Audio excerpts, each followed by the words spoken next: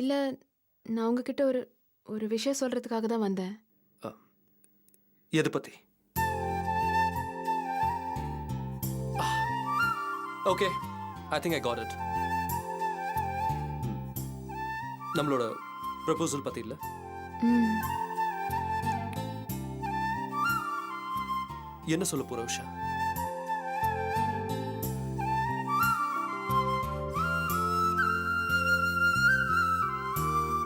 அபிகிட்ட நீ பேசிருப்பேன்னு நினைக்கிறேன் இல்ல? ம். பேசிட்டேன். என்ன ஆச்சு உஷா?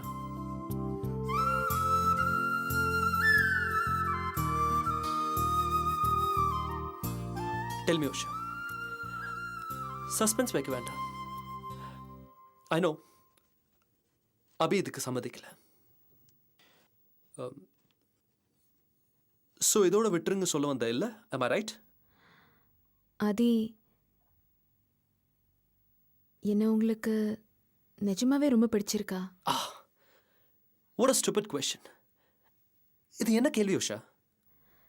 கேள்வியை கேட்டாச்சு. இப்ப நீங்க பதில் சொல்லணும். I love you. I love you so much. உனக்கு தெரிஞ்ச பதில் தானே? எதுக்கு மறுபடியும் கேட்குற? ஒரு சின்ன ஆசைதான். ஓகே, இப்போ நீ பதில் சொல்ல. ம். ஒரு ரகசியத்தை உங்ககிட்ட சொல்லணும். ரகசியமா? என்ன ரகசியம்? உங்களால யூகிக்க முடியாதா? No, Usha, I'm not in any mood to guess now. என் பொறுமையை சோதிக்காத. நீயே சொல்ல. Tell me, Usha. சொல்றேன். Come on, Usha, please tell me. அது என்ன ரகசியம் தெரியுமா? Yeah, please. உங்களை எனக்கு பிடிச்சிருக்காதே. What? உங்களை எனக்கு ரொம்ப பிடிச்சிருக்கு. One second. Can you repeat it again? உங்களை எனக்கு ரொம்ப பிடிச்சிருக்குன்னு சொன்னேன்.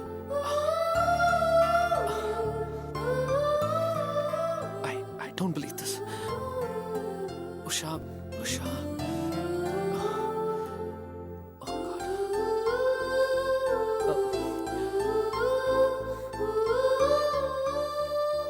திரும்ப சொல்றியா? எனக்கு உங்களை ரொம்ப பிடிச்சிருக்குன்னு சொன்னேன்.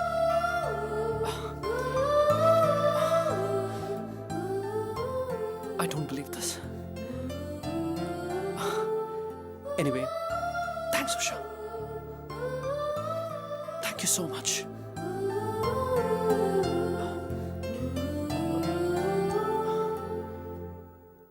உஷா, உனக்கு என்ன பிடிச்சிருக்குன்னா பின்ன ஏன் அபி? தெரியும். இந்த கேள்வி உங்களுக்கு ரொம்ப தொந்தரவா இருக்குல்ல?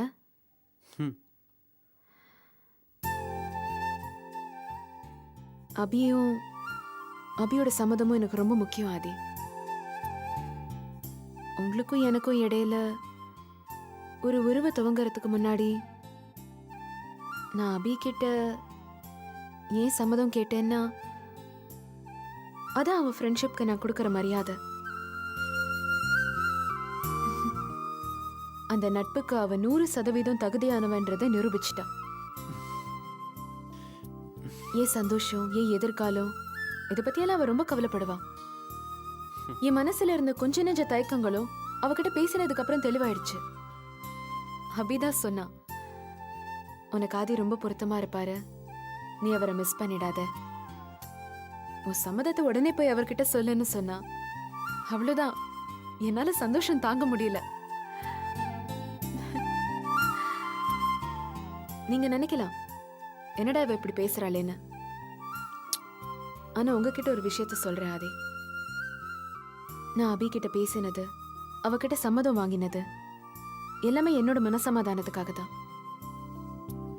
மத்தபடி நான் உங்களை விரும்புறேன்றது உண்மை, கலப்படம் இல்லாத உண்மை.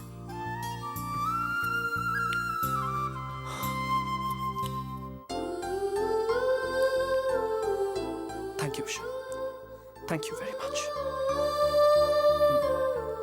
என்ன நீ எந்த நிர்பந்தம் இல்லாம விரும்புறல்ல? ஆமா, 100%.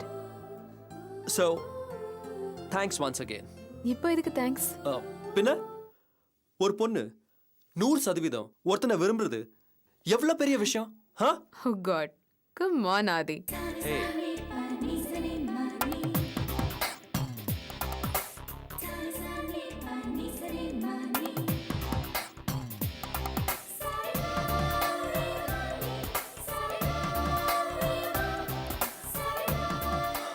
I love you. I love you too.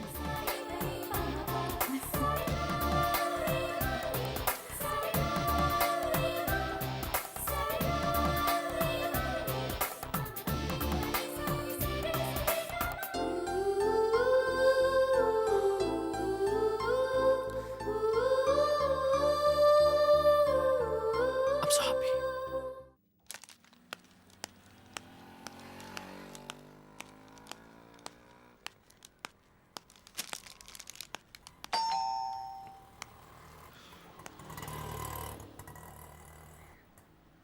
யார் வேணும் சார்? சார் ரகு இல்லைங்களா? அப்படி யாரும் இல்லைங்களே. என்ன சார், இது ரகுவோட வீடு, நான் ஏற்கனவே வந்திருக்கேன்.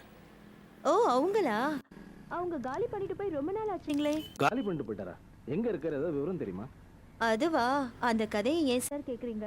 அவருக்கு உடம்பு முடியாம போய் பாத்துக்கிறதுக்கு யாருமே இல்ல, ரொம்ப கஷ்டப்பட்டாரு. இப்ப பக்கத்துல இருக்கிற கவர்மெண்ட் ஹாஸ்பிட்டல்ல தான் அட்மிட் ஆயிருக்கிறதா கேள்விப்பட்டேன். அது சரி, நீங்க அவருக்கு உறவா? நான் அவரோட ஃப்ரெண்டு.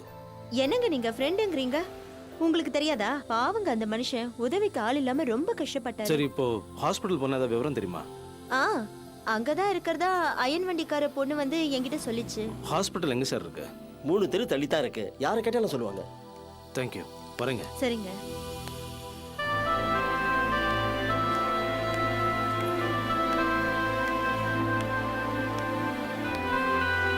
எப்படியும் ஒரு 2 நாள்ல டிஸ்சார்ஜ் பண்ணிடலாம். ரகுங்கிற பேஷண்ட் அந்த லாஸ்ட் பெட்ல இருக்கார் பாருங்க.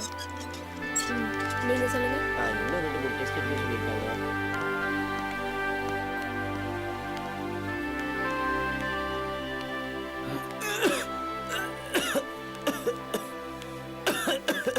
ரகு, ரகு என்னடா ஆச்சு? இங்கேருந்து இப்படி கிடக்க?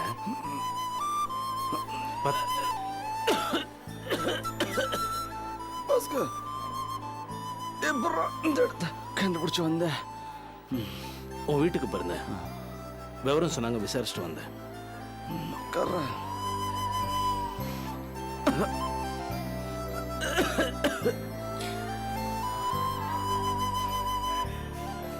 பாஸ்கர், மறக்காம என்னை பார்க்க வந்தியே, ரொம்ப தேங்க்ஸ்டா. டேய், நீ ராஜா மாதிரி இருந்த, என்னடா அதெல்லாம்?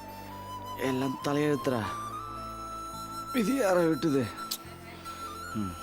இப்படி அனாதை மாதிரி வந்து கிடக்குறிய? எல்லாம் போச்சு பாஸ்கர். இந்த வியாதி வந்ததுலேருந்து ட்ரீட்மெண்ட்டுன்னு கையில் இருந்த காசு ஃபுல்லாக செலவாகி போச்சு. பாரு, கடைசியாக அங்கே வந்து கிடக்கேன். ஏன், உன் ஒய்ஃப் எங்க? அவளை போய் என் ஒய்ஃப்னு சொல்லாதடா. அவளெல்லாம் ஒய்ஃப்னு சொன்ன நாட்டில் இருக்கிற உண்மையான ஒய்ஃபுங்களுக்கெல்லாம் மரியாதைலாம் போயிடும். நடுவில் வந்தவ நடுவுலே போயிட்டா. என்னடா சொல்ற? என்னைக்கு எனக்கு இந்த மாதிரி உடம்புக்கு வந்துச்சோ அன்னைக்கு அவ என்னை ஒதுக்கிட்டாடா.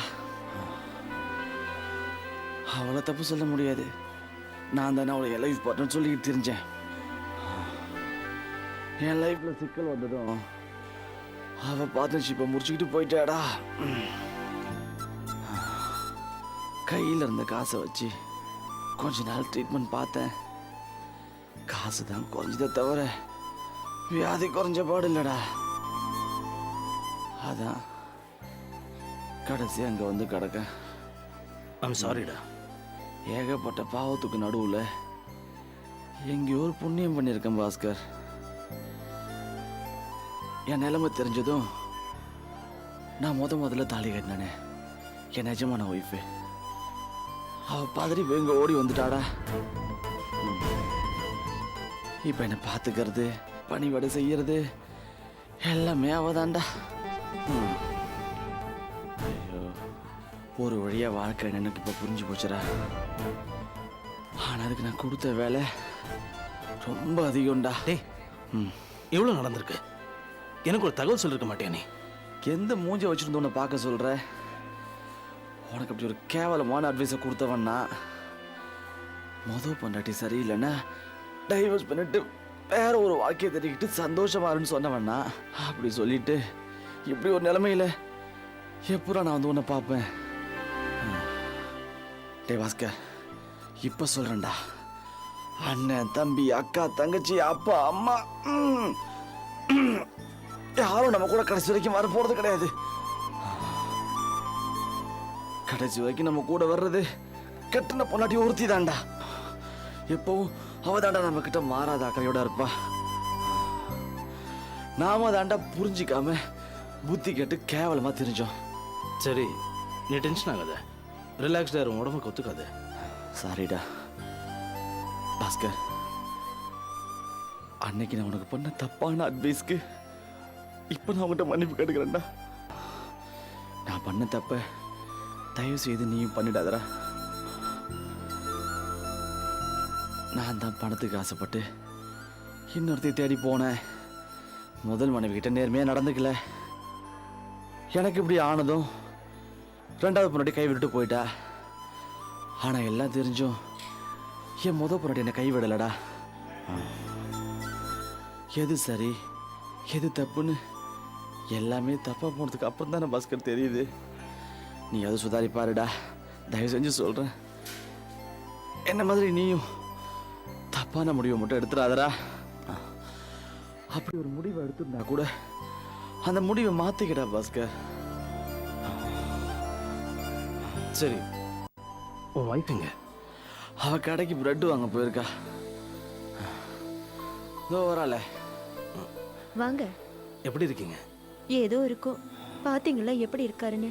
எப்படி இருந்த மனுஷன் இப்படி ஆயிட்டாரு. கவலைப்படாதீங்க, எல்லாம் சரியாயிடும். ஐயோ டேய், உடனே உன்னை ப்ரைவேட் நர்சிங் ஹோம்க்கு ஷிஃப்ட் பண்ண ஏற்பாடு பண்ணுறேன்.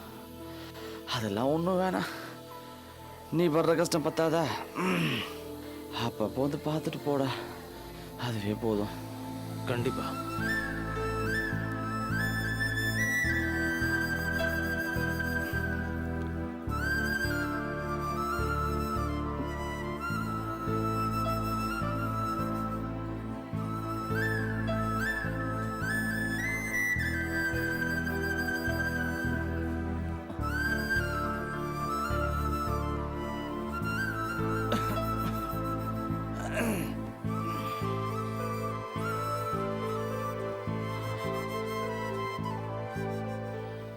சரிடா, நான் கிளம்புறேங்க. அடிக்கடி வந்தீங்கன்னா இவருக்கு கொஞ்சம் ஆறுதலா இருக்கும். கண்டிப்பா வரேங்க. சரிங்க, பார்த்துக்க. சரிடா, பாய். வாங்க.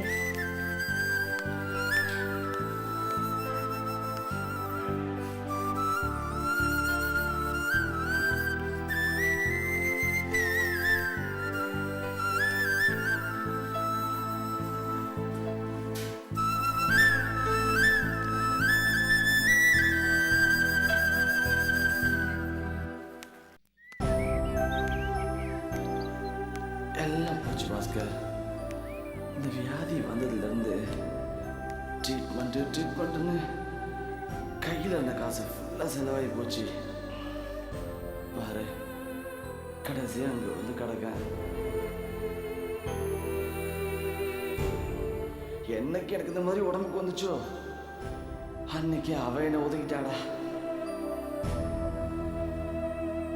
என் நிலைமை தெரிஞ்சதும் நான் முதல்ல தாலி கட்டினேன். என் நிஜமான ஒய்ஃபு அவ பதறி போய் இங்கே ஓடி வந்துட்டாடா. டே பாஸ்கர், இப்போ சொல்றேன்டா, அண்ணன் தம்பி அக்கா தங்கச்சி அப்பா அம்மா யாரும் நம்ம கூட கடைசி வரைக்கும் வர போறது கிடையாது.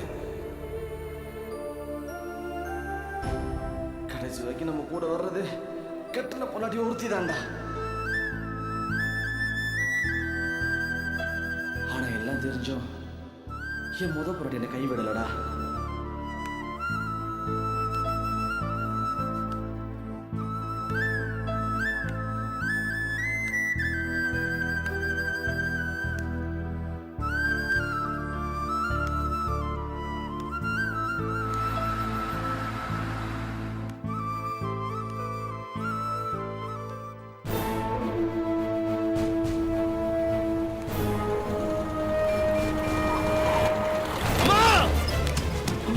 பாவி அடிச்சு போட்டு வித்தியா போட போற மத்தியா ஐயோ யாருன்னு தெரியலையேப்பா ஐயோ நிறுத்துங்க நிறுத்துங்க ஆட்டோ நிறுத்துங்க என்னாச்சு மெதுவா கார்காரன் அடிச்சு போட்டு போயிட்டாமா எனக்கு தெரிஞ்சவர் தான் இவர் ஆட்டோல ஏத்துங்களேன் தூக்குங்க ப்ளீஸ் மெதுவா பாத்து மெதுவா பாத்து பாத்து மெதுவா. மெதுவா பாத்துங்க புடிப்பா மெதுவா. நல்லா. இந்த பத்திரிக்கை எல்லாம் எடுத்து கொடுப்பா ஹாஸ்பிடல் எங்க இருக்கு இந்த இங்க பக்கத்துல தாங்க இந்த பக்கம் மெயின் ரோடு இருக்கு அங்கே இருக்கா ஆமாங்க. பெரிய ஹாஸ்பிடலா ஆ. சரி மேடம் மேடம் இந்தாங்க மேடம் பத்திரிக்கை சரி ரொம்ப தேங்க்ஸ் வரேன்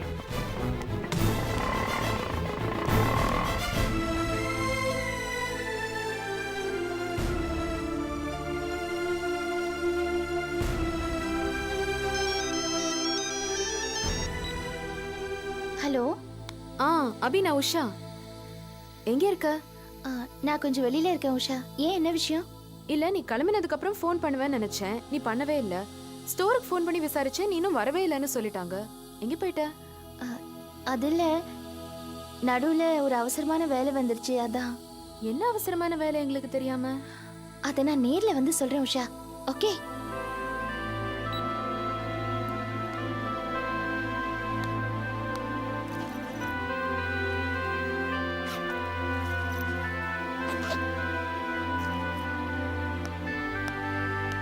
மேடம் நீங்க உள்ள போய் பார்க்கலாம். ஓகே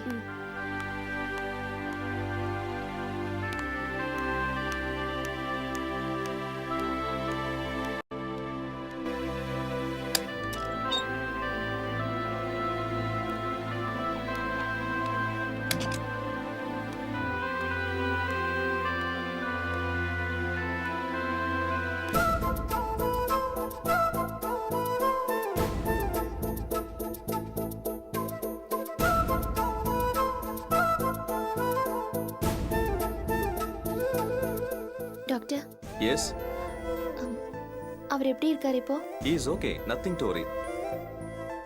இல்ல வேற பெரிய காயம் ஏதாவது தலையில பெருசா ஒன்றும் காயம் இல்லை. எக்ஸ்டர்னல் இன்ஜுரி தான். ஒன்றும் கவலைப்பட வேண்டியதில்ல. ஓகே ஆமா, நீங்க இவருடைய மனைவி தானே?